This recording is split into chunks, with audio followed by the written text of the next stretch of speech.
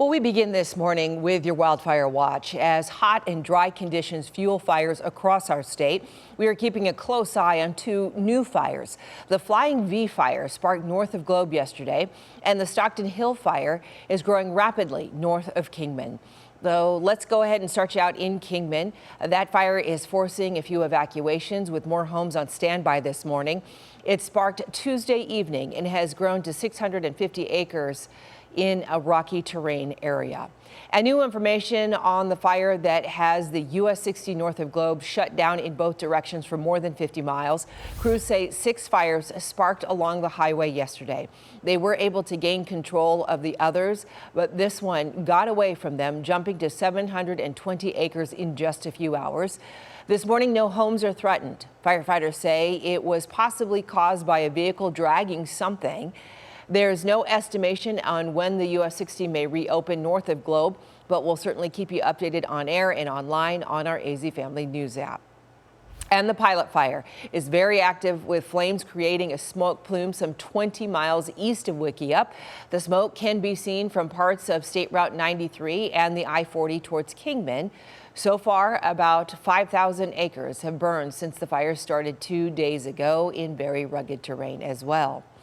And crews are making major progress on the Beehive fire, this one burning south of Tucson. It's the largest this year in Arizona at more than 10,000 acres, but crews have now got it about 62% containment, and they say it's not growing any larger, so a little good news from that one. Closer to home, the investigation continues into how the Diamond fire sparked last week in North Scottsdale. That one grew quickly to some 2,000 acres, forced neighborhoods to evacuate, but crews on the ground and tankers in the air were able to keep the flames away from the homes.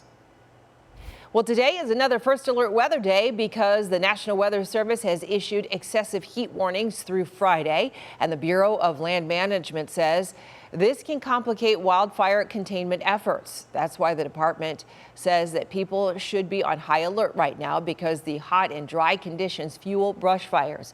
And right now, state officials say we are at the peak heat and dryness, which can easily cause bigger and more dangerous wildfires to spark. So let's get to April with today's forecast.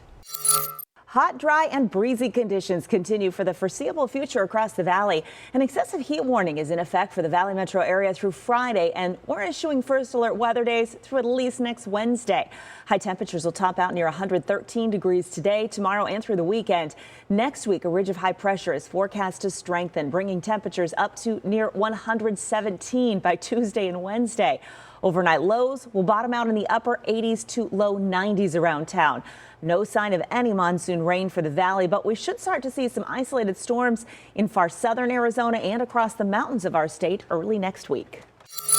Well, April, thank you so much. With a forecast like that, it's really taking a toll on our air conditioners, which are running nonstop this time of year. Experts say units are running 15 to 17 hours a day. In fact, if your AC went out last year, you may have waited weeks, maybe months to get the right parts in. Thankfully, that is not the case any longer. We spoke with Mike Donley, who is the president of Donley AC and Plumbing. At this time last year, Donley says the supply chain was a mess. What would typically be a quick call to get a part turned into weeks or even months of waiting for one to be built. But Donley says manufacturers finally have caught up. They can now get parts same day or the next day and get the cool air flowing quicker. That's our job, to go out and rescue folks that have a heating and air conditioning issue. And when you can't do the rescue, it's no fun. Well, it's a good time for things to get back to normal. Donley says they had about 100 calls a week in June. The past few days, they're getting 100 calls a day. And new perks for conserving water. The city of Glendale is expanding rebates for anyone who makes changes to their home to save water. Starting this month, families can get money, and they can get it back, in fact, for upgrading their homes. This includes converting your landscaping, installing irrigation lines, and using water-conscious appliances. Rebates are available on a first-come, first-served basis in Glendale. If you have a shed in your backyard, you might be able to turn it into rentable housing. The city of Phoenix is proposing an ordinance that would legalize full living units in the backyards of single-family homes. This is all part of the housing plan where the city wants to create or preserve 50,000 units of housing by 2030. The goal is to give renters more options, keep families together, and add homes to the city. Accessory dwelling units, or ADUs, are secondary housing units on a single-family lot. Right now, city law allows storage sheds, but not all areas allow running water. This order would change that, making the space livable.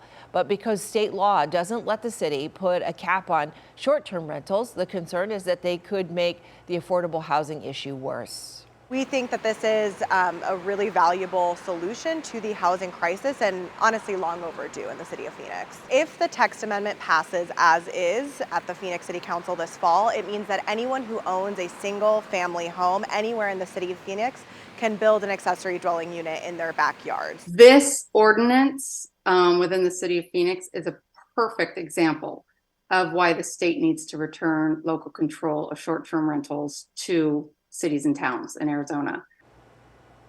Phoenix Vice Mayor Yasmin Ansari says to prevent ADUs from becoming short-term rentals, the city would require special permits for anyone building or renting, and people will have to live full-time in the main house.